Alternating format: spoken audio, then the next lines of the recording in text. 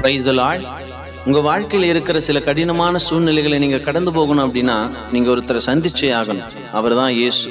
அவரை சந்திக்காம நீங்க சமாதானமான வழியில நடந்து போகவே முடியாது. ஆகையினால அவரை சந்திக்க நீங்க ஆயத்தமாகுங்க.